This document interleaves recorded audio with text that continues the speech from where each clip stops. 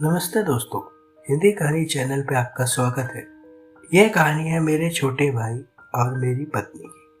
कहानी शुरू करने से पहले अगर आप इस चैनल पर नए हैं तो इस चैनल को सब्सक्राइब कर लीजिए और वीडियो को लाइक कर दीजिए।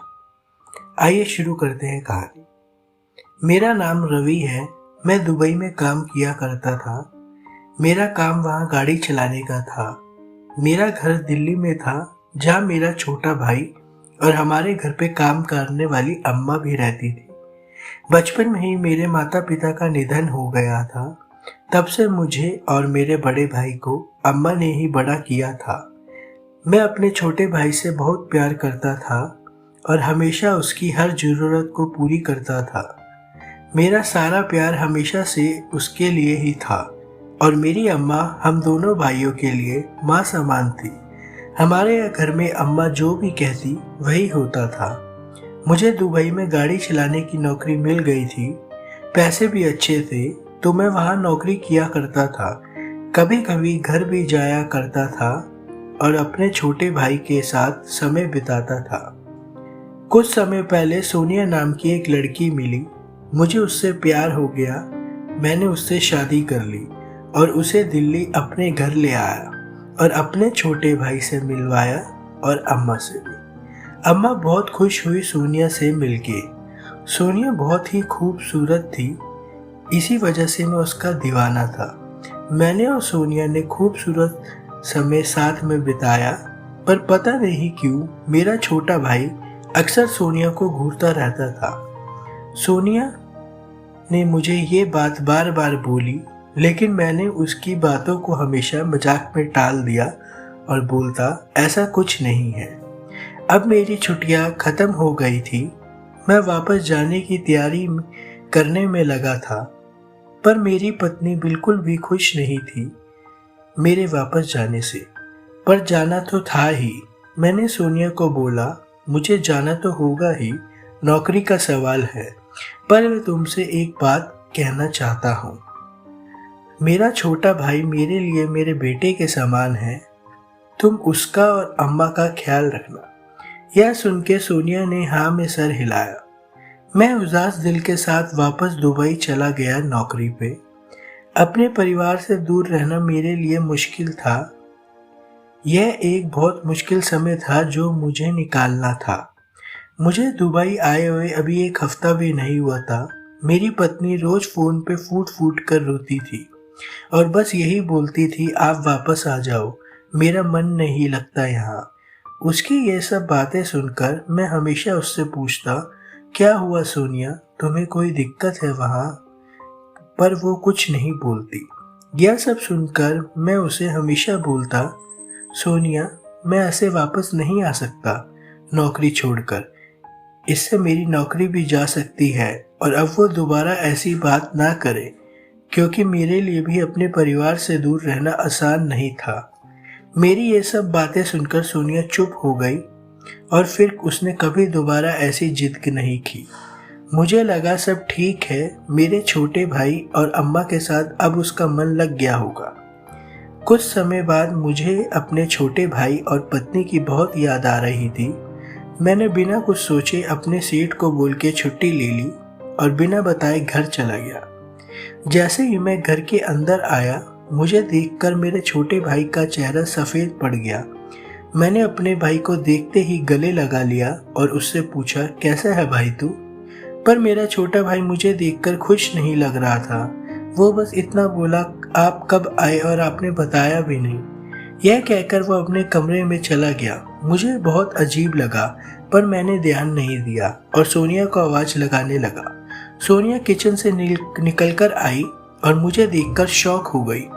वो बहुत कमज़ोर हो गई थी और उसका चेहरा भी पीला पड़ गया था। मैंने उससे पूछा क्या हुआ? उस पे वो बोली कुछ नहीं और चुपचाप खड़ी रही। मैंने पूछा सोनिया अम्मा कहाँ है? मेरी पत्नी कुछ बोलती, इतने में मेरा छोटा भाई आया और बोला अपने गांव गई है, उनके लड़के की तबीयत खराब थी बहुत। यह सुनकर मैंने कहा ठीक है और अपने कमरे में आके फ्रेश होने लगा और फिर सो गया थकान की वजह से। शाम में जब मैं उठा तो मेरी पत्नी काम कर रही थी और मेरा भाई कहीं बाहर गया हुआ था। जब मेरा भाई वापस आया तो उसके हाथ में एक काली पन्नी थी। मैंने पूछा इसमें क्या है, तो वो डर गया और बोला कुछ नहीं, मेरा सामान है। मेरे भाई की काली पन्नी को देख मेरी पत्नी कांपने लगी। मैं अपनी पत्नी के पास भागा और पूछा क्या हुआ सोनिया तुम्हें, पर वो कुछ नहीं बोल पा रही थी। इतने में मेरा छोटा भाई अपने कमरे में चला गया और अंदर से गेट लॉक कर लिया। मुझे कुछ समझ नहीं आया और मैं अपनी पत्नी को संभालने लगा। थोड़ी देर बाद सोनिया बिल्कुल ठीक हो गई और वापस अपना काम करने लगी रसोई में जाकर। मुझे कुछ समझ नहीं आया। मुझे लगा मेरी पत्नी की तबीयत थोड़ी खराब है, इसलिए ये सब हुआ। थोड़ी देर बाद मेरा छोटा भाई अपने कमरे से निकल कर आया और मेरे सामने बैठ गया। फिर हम दोनों ने खूब बातें की और साथ बैठकर खाना खाया और फिर अपने अपने कमरे में चले गए। सोने के कुछ देर बाद सोनिया भी कमरे में आ गई मेरे बराबर में लेट गई। मेरे अरमान बढ़ रहे थे और अब मैंने अपनी बीवी सोनिया की तरफ मुंह करके जैसे ही उसके ऊपर हाथ रखना चाहा, सोनिया ने मेरा हाथ बड़ी बेरहमी से हटा दिया और बोली मैं बहुत थकी हुई हूँ, मुझे सोने दीजिए। यह सुनकर मुझे बहुत गुस्सा आया और मैं भी दूसरी तरफ मुंह करके लेट गया।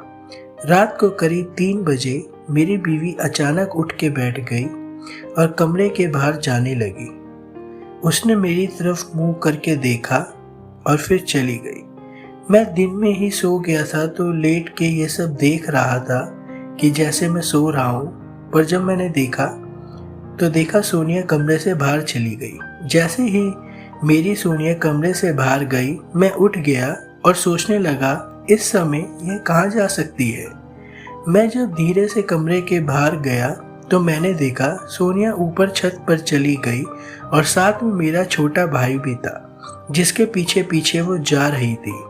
मुझे कुछ समझ नहीं आया। मैं जैसे ही उनके पीछे जाने लगा, ऊपर से छत का दरवाजा बंद हो गया और थोड़ी ही देर में मेरी पत्नी सोनिया की चिल्लाने की आवाज़ आने लगी।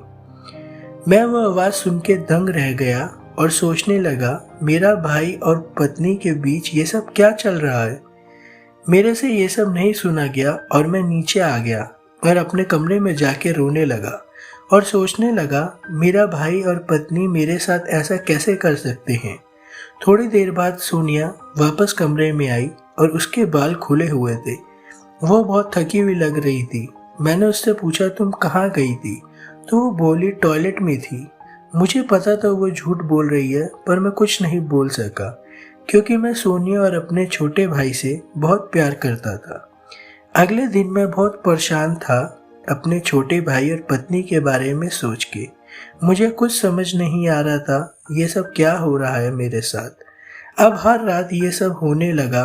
मुझे ये सब देखकर घिन आने लगी। मैं कुछ नहीं कर पा रहा था। मेरी पत्नी रोज मेरे छोटे भाई के साथ छत पर जाती और फिर थक कर आती और मैं कुछ नहीं कर पाता। उन दोनों को लगता था मैं सो रहा हूँ, पर मुझे सब पता था। बस मैं चुपचाप देखता रहता। मुझे घर आए अब 1 महीना हो चुका था। सोनिया एक भी दिन मेरे पास नहीं आई। वो रोज मेरे भाई के साथ छत पे चली जाती और फिर थोड़ी देर बाद आ जाती और मैं तड़पता रहता था रूम में, पर कुछ नहीं कर पाता था। सोनिया की तबीयत दिन पर दिन बिगड़ रही थी। मुझे कुछ समझ नहीं आ रहा था मैं क्या करूं। मैं सोचने लगा ऐसा क्या करूं जिससे मुझे पता लग सके मेरे पीछे यहाँ पे ये सब क्या हुआ था। तब मैंने फैसला किया कि मैं अम्मा से मिलूंगा और उनसे पूछूंगा ये सब क्या हुआ। मैंने सोनिया को बोला कि मैं अपने दोस्त से मिलने जा रहा हूँ, कल सुबह तक आऊँगा। यह सुन के मेरे भाई के चेहरे पे खुशी आ गई और मैं निकल गया वहाँ से और सीधा अम्मा के घर पहुँच गया। और वहाँ जाके देखा तो अम्मा तो वहाँ थी ही नहीं और उनका लड़का बिल्कुल ठीक था। और मुझे देखते ही वो मेरी तरफ भाग के आया और मुझे गले लगा लिया और बोला मुझे पता था रवि तुम जरूर आओगे। मैंने उससे पूछा अम्मा कहाँ हैं। तब उसने बताया तुम्हारे जाने के बाद तुम्हारी पत्नी के साथ बहुत गलत हुआ है। मैंने बोला ये क्या कह रहे हो। तब अम्मा के लड़के ने बताया, जब तुम यहाँ नहीं थे तब से तुम्हारी अम्मा और तुम्हारा छोटा भाई तुम्हारी पत्नी को बहुत परेशान करते थे। उसे बात बात पे मारते थे, पर वो कुछ नहीं कहती थी। वो सब तुम्हारे लिए सहन कर लेती थी और बिना कुछ बोले रहती थी। पर जब तुम्हारे भाई और मेरी माँ तुम्हारी अम्मा को चैन न मिला तो उन्होंने उसके ऊपर काला जादू शुरू करा दिया था। अब और ये सब सुन के मेरा दिमाग खराब हो गया और मैंने पूछा, वो दोनों भला ऐसा क्यों करेंगे? तुम्हें कैसे पता ये सब? तब अम्मा का लड़का बोला, जब तक तुम्हारी शादी नहीं हुई थी तब तक तुम अपना सारा प्यार अपने भाई को देते थे और अम्मा उस घर को अपने हिसाब से चलाती थी। जब तुमने शादी कर ली तब अम्मा को लगा अब उनका राज नहीं चलेगा, अब ये सब छिन जाएगा, और उसने तुम्हारे भाई का फ़ायदा उठाया और उसे भी ये समझा दिया कि अब तुम उससे ज़्यादा अपनी पत्नी से प्यार करते हो, तुम्हारी पत्नी को अपने वश में रखा है और वो दोनों तुम्हारी पत्नी की जान लेना चाहते हैं। यह सब सुनकर मेरे पैरों तले ज़मीन खिसक गई। तभी मैंने पूछा, तुम्हें कैसे पता ये सब? तब उसने बोला, एक दिन वो अपनी माँ से मिलने मेरे घर आया था और तब उसने उन दोनों की बातें सुन ली थी। मैंने अपनी माँ से सब रिश्ते ख़त्म कर दिए हैं रवि, और अब वो अपने गुरु के पास जाकर तुम्हारी पत्नी के ऊपर काला जादू करवा रही है और उसकी जान लेना चाहती है। यह सब सुनकर मैं हैरान हो गया और अब मैं सोच में पड़ गया, अब मैं क्या करूं? तभी अम्मा का लड़का बोला, हमारे घर के पास एक बाबा रहते हैं जो इन सब चीज़ों में तुम्हारी मदद कर सकते हैं। यह सुनते ही मैंने बोला, अभी चलो, और हम दोनों चले गए और जाके बाबा को सब बता दिया। बाबा ने हमारी बात सुनते ही, तुम्हारी पत्नी पर काला जादू का है, मैं इसे उल्टा कर देता हूँ और उसका सीधा असर तुम्हारी अम्मा और उसके गुरु पर पड़ेगा। रवि ने बाबा के पैर पकड़ लिए और बोला, मेरी पत्नी को बचा लीजिए। तब बाबा ने काले जादू के प्रभाव को उल्टा कर दिया और सारा असर अम्मा के ऊपर हो गया और रवि की पत्नी बिल्कुल ठीक हो गई। रवि घर आया और देखा उसकी पत्नी बिल्कुल ठीक हो गई है, अब वो कमज़ोर भी नहीं है। तभी वो कुछ बोलता, इतने में उसका छोटा भाई उसके पैरों में आके गिर गया और बोला, मुझे माफ़ कर दो भैया, मैं बहक गया था। मुझे लगा भाभी के आने से आप मुझसे दूर हो जाओगे, मुझे माफ़ कर दो भैया। तभी सोनिया बोली, माफ़ कर दीजिए इसे, ये आपका छोटा भाई ही है। अपने भाई को देख के मेरा दिल पिघल गया और अब हम सब ने अम्मा के बेटे का शुक्रिया कहा है। अगर आपको यह वीडियो अच्छी लगी हो तो इस वीडियो को लाइक कीजिए और अगर आप इस चैनल पर नए हैं तो इस चैनल को सब्सक्राइब भी कर दीजिए। आगे दोबारा ऐसी मज़ेदार कहानी सुनने के लिए आपका बहुत बहुत धन्यवाद।